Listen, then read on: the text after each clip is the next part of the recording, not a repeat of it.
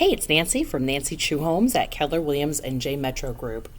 I heard a quote today, and that quote was, "There is not a single state, metro area, or county in the United States where a typical minimum wage worker can afford a two-bedroom rental." That is according to a recent study done by the National Low Income Housing Coalition.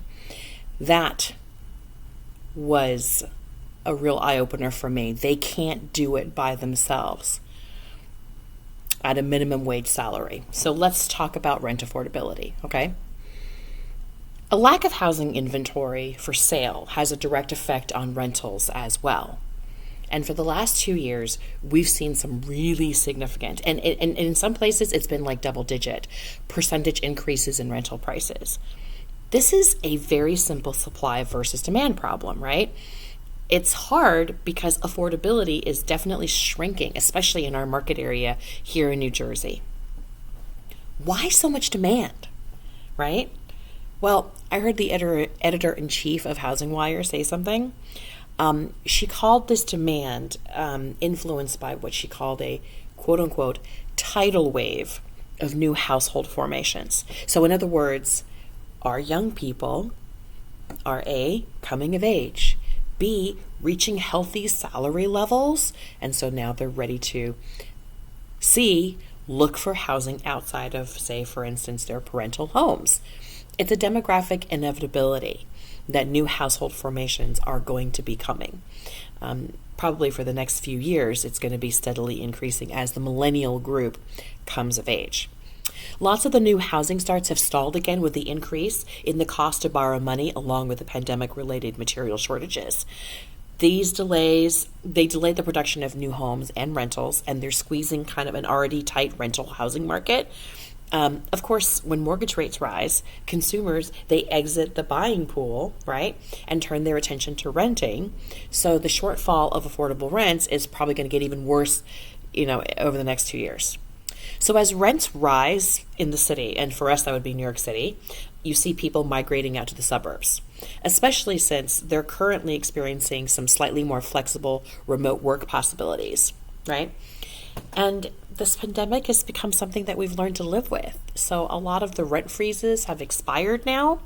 So we're seeing landlords factor in like up to 2 years worth of rent increase, both on the new leases that they're signing and also even sometimes on their lease renewals. I mean, CoStar is forecasting a 6% rise in rents this year in 2022. That is almost double pre-pandemic numbers. It's just me over here, flogging a dead horse. Stop renting if you can. Stop paying someone else's mortgage, their taxes. Stop building someone else's equity. Start building yours. Reevaluate the space that you need, the location that you would consider, and how much finish work you can handle. Because your other choice is to continue renting, and as we know, renting is like paying 100% interest because you're left with nothing at the end to show for it.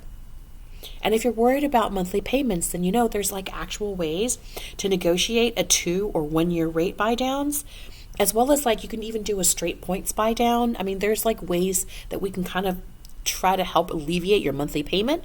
You just got to call and review some of these options, okay? 917-992-3098. I always give my cell phone directly in these videos like a crazy person.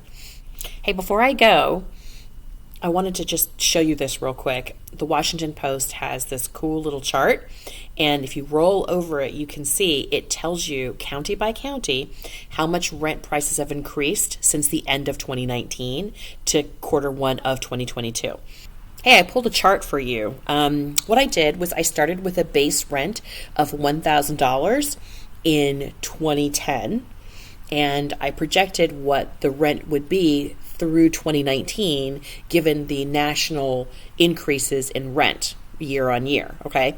So as you can see from this first chart, over a 10-year period, rent went up by about 32% nationally. Now, what I also then did was take the numbers from 2019 and project through Q1 of 2022. This, of course, is based off of the Washington Post little chart that you just looked at.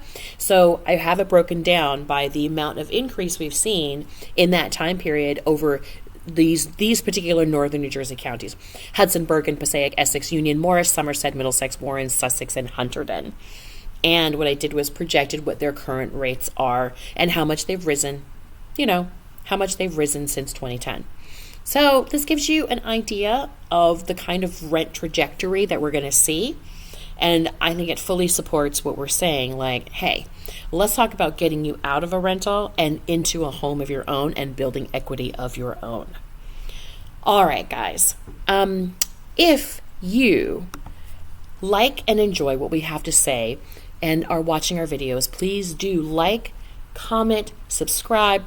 We appreciate it, and we cannot look forward more to talking to you next week.